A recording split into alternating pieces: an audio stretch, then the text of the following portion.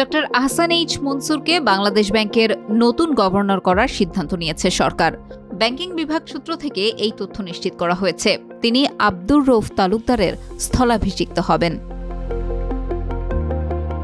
বাংলাদেশ ব্যাংকে গভর্নর হওয়া প্রসঙ্গে টিবিএসকে ডক্টর আহসান এইচ মনসুর বলেন, এই বিষয়ে অর্থ ও পরিকল্পনা উপদেষ্টার সাথে তার কথা হয়েছে। গভর্নর হিসেবে দায়িত্ব নিতে তিনি সম্মতিও জানিয়েছেন।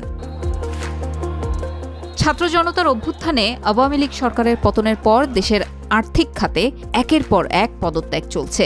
সবশেষ বাংলাদেশ ব্যাংকের গভর্নর পদ থেকে পদত্যাগ করেন আব্দুর রউফ তালুকদার। তখন ডেপুটি গভর্নর নুরুন নাহারকে ভারপ্রাপ্ত গভর্নরের দায়িত্ব দেয়া হয়। গভর্নর নিয়োগে গঠন করা হয় সার্চ কমিটি। সেই কমিটি বাংলাদেশ ব্যাংকের ১৩তম গভর্নর হিসেবে ডক্টর আহসান এইচ মনসুরকে নির্বাচন করেছে। মঙ্গলবার এই বিষয়ে প্রজ্ঞাপন জারি করা হবে। তবে তার আগে বয়স সংক্রান্ত আইনি শর্ত শিথিল করার সিদ্ধান্ত নিতে হবে। বিদ্যমান আইন অনুসারে ৬৭ বছরের বেশি বয়সী কারোর গভর্নর হওয়ার সুযোগ নেই। কিন্তু আহসান এইচ মনসুরের বয়স এখন ৭২ বছর ৮ মাস। সেই কারণে আইন সংশোধনের উদ্যোগ নিয়েছে অর্থ মন্ত্রণালয়। ১৯৫১ সালে গাইবান্ধা জেলায় জন্ম নেন দেশের প্রথিতযশা এই অর্থনীতিবিদ।